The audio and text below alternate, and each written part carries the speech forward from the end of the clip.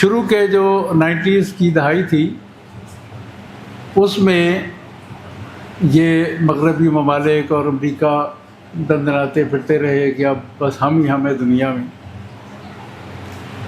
پھر 9/11 کے بعد تو انہوں نے پوری دنیا کو ایک اپنی جو ہے وہ سمجھ لیا کہ جہاں ہم چاہیں فوجیں اتار دیں، جہاں ہم جو چاہیں ہم کر لیں، اور وہ کیا انہوں نے. وہ اس پس منظر میں میں بھی نہیں جاؤں گا، آپ کو معلوم ہے وہ سب واقعات. تو ہوا یہ کہ آہستہ آہستہ اس پچھلے 30-32 سال کے عرصے میں بڑی خاموشی کے ساتھ اس مارکیٹ اکانومی کا جس کے بارے میں ان کا یہ خیال تھا کہ اس پر ہماری اجارہ داری ہوگی، ایک ایسا اکنامک پلیئر چپکے سے آ کے اس نے اتنی بڑی سپیس حاصل کر لی جس کو چین کہتے ہیں. چائنا نے دنیا کی مارکیٹ اکانومی میں اتنا بڑا حصہ حاصل کر لیا، اور یہ اپنی فوجی برتری کے زوم میں دنیا پہ بم گراتے رہے، تشدد کرتے رہے، لڑائیاں کرواتے رہے، اور ان کا یہ خیال تھا کہ ہم اس کے ذریعے دنیا پہ غلبہ حاصل کر لیں گے. تو وہ وقت نے ثابت کیا کہ ایسا نہیں ہوا. پہلے یونی پولر ورلڈ، پھر ملٹی پولر ورلڈ، اور اب پھر سے دنیا 2 بلاکوں میں تقسیم ہو گئی. تو اس وقت جو ایک معاشی تقسیم یا معاشی صف بندی میں کہوں جب آپ سب کے سامنے ہے، وہ اب 2 واضح بلاکوں میں تقسیم ہو گئی. اور جو اکنامک پاور کا سینٹر ہے نیا، وہ ایسٹ میں ایمرج کر گیا ہے، اور ایسٹ میں اس کو لیڈ کر رہا ہے چین.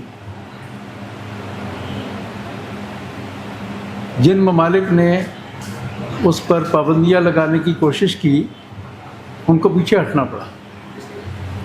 کچھ سال پہلے کی مثال ہے جب گلوان گھاٹی میں چین نے آگے بڑھ کے کچھ علاقوں میں قبضہ کیا اور ہندوستان میں اس کے اوپر بڑا ری ایکشن ہوا، تو پبلک کنزمپشن کے لیے حکومت نے اور بی جے پی کے کچھ لیڈروں نے اعلان کر دیا کہ ہم چینی مصنوعات کا بائیکاٹ کرتے ہیں اور چین کا سامان امپورٹ ہم نہیں کریں گے. اور چین کے LCD اسکرینز اور کچھ کمپیوٹر لا کے انہوں نے چوراہوں میں توڑے. لیکن سارے جو فیکٹریوں والے لوگ تھے، صنعت کار تھے، انہوں نے حکومت سے کہا کہ معاشی بھٹا بیٹھ جائے گا، ہمارا سارا را مٹیریل، ساری جو الیکٹرانک چپس ہیں جس سے یہ ساری چیزیں ہم لوگ بناتے ہیں، یہ تو وہاں سے آتی ہیں، اور بے شمار مال ہمارا شپنگ کے میں ہے، بے شمار مال ہمارا اس میں اسٹورز کے اندر ہے، اور اگر ہم اس کو بند کر دیتے آج سے تو ہماری انڈسٹری کا کولیپس ہے. تو اس کے بعد وہ نعرے بازی کے بعد معاملہ ختم. فارمیسی کی انڈسٹری نے کہا کہ ہمارا تو سارا فارماسیوٹیکل کا جو را مٹیریل ہے وہ چائنا سے آتا ہے، ہم تو ہماری تو فیکٹریاں بند ہو جائیں گی، ہم تو صرف اس کو پیک کرتے ہیں. اسی طرح سے حال ہی میں کتنی بڑھ کے ٹرمپ نے ماری کہ میں ڈیوٹیز لگا کے چائنا کی امپورٹ کو بند کر دوں گا. لیکن جب 1.5 گھنٹے کی ٹاک ہوئی پریزیڈنٹ شی اور ٹرمپ کے درمیان، تو بہت حد تک وہ چیزیں ریورس ہو گئی. بات یہ ہے کہ آبجیکٹیو ریئلٹی جو ہے اس کو آپ نعروں کے ذریعے بدل نہیں سکتے. آبجیکٹیولی افریقہ میں، مڈل ایسٹ میں، انڈیا میں، اب جو نیم اینی ویئر، یورپ میں، چائنا نے، ہمیں یاد ہے بچپن میں چائنا کی طرف سے ایک نیلی سیاہی کی چھوٹی سی شیشی آیا کرتی تھی اور وہ سب سے کم قیمت میں ملتی تھی. وہاں سے اور یہ چھوٹی چھوٹی چیزوں سے شروع ہوئے اور پھر وہ پہنچے الیکٹرانک وہیکلس تک. اور انہوں نے الیکٹرانک گاڑی بنا کے جب یورپ کی مارکیٹ میں پھینکی تو اس کی قیمت میں اور جو امریکہ سے اور یورپ کی جو آٹو موبائل انڈسٹری سے الیکٹرک گاڑیاں بن رہی تھیں ان کے درمیان اتنا فرق تھا کہ امریکہ کی جو اس وقت کی تجارت کی وزیر تھی وہ چائنا گئی اور ان کی منت کی کہ یہ آپ اتنی کم قیمت پہ جو مال پھینک رہے ہیں اس سے تو ہماری BMW بھی، مرسیڈیز بھی اور یہ جو امریکہ کی جو گاڑیاں ہیں ساری وہ سب کی سب بیٹھ جائیں گی۔ تو چائنیز نے اپنی ٹرمز پر چائنیز نے کہا ہم یہ نہیں کریں گے۔ ای وی کے اندر وہ اس وقت دنیا میں لیڈ کر رہے ہیں۔ ایلان مسک نے بھی اپنی جو ای وی کا پلانٹ ہے وہ وہاں پہ لگایا ہوا ہے۔ اس کے بعد اسپیس میں چلے گئے، وہ میزائل ٹیکنالوجی میں چلے گئے، نیوکلیئر ٹیکنالوجی میں چلے گئے۔ اب کوئی ایسی فیلڈ رہ نہیں گئی جس کے بارے میں امریکن یا ویسٹ یہ کہہ سکے کہ چائنا ہمارے سے پیچھے۔ مجھے یاد ہے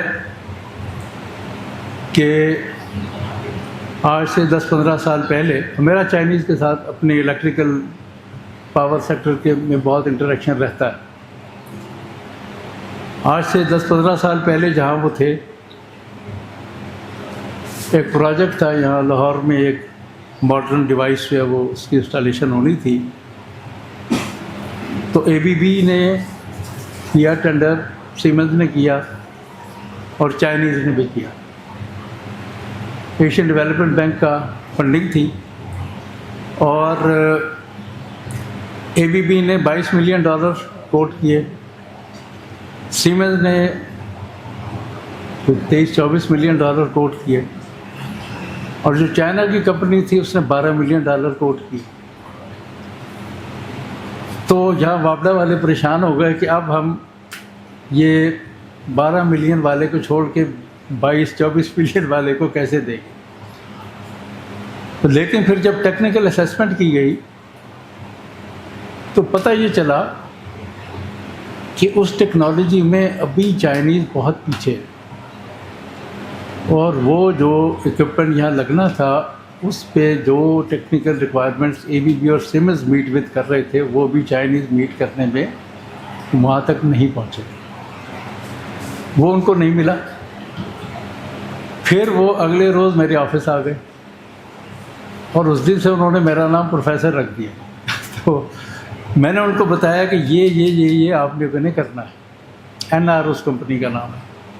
یاد رہے کہ زیدی صاحب جو ہیں یہ نیپال کی گورنمنٹ کے ایڈوائزر ہیں یہ پاور سیکٹر کے آفیشلی۔ جی تھینک یو۔ انہوں نے ایک پورا دن لگایا، نوٹس لیے اور میرے اس کمرے میں سب سے اوپر کے شیلف میں معاوضتوں کی بکس رکھی ہیں۔ تو یہ جو وہاں کی ایمرجنگ ٹیکنوکریٹ کلاس ہے نا یہ بہت زیادہ نہیں جانتی، تو میں نے کہا ماؤ کو جانتے ہیں کہ نہیں؟ ہم جانتے ہیں، اس کو ہمارے نوٹوں پہ چھپا ہوتا ہے، اس کی تصویر ہے ویڈیو۔ تو میں نے کہا آپ آج جہاں ہو اگر اس کے ریولیوشن کو آپ نکال دیں تو آپ کہاں ہوں گے؟ کہنے لگے وی ول بی نو ویئر۔ تو خیر یہ ضمناً بات آ گئی ٹیکنالوجی میں، اسی کمپنی میں ودن 5-6 ایئرس وہاں پہنچ گئے جہاں ABB اور سیمنز تھے۔ انہوں نے پھر ایک سیمینار کیا یہاں ایواری میں، مجھے بھی بلایا اور مجھے انہوں نے پریزنٹ کیا اور میں نے کھڑے ہو کر یہ کہا کہ اب آپ کسی طور بھی یورپین سے پیچھے نہیں۔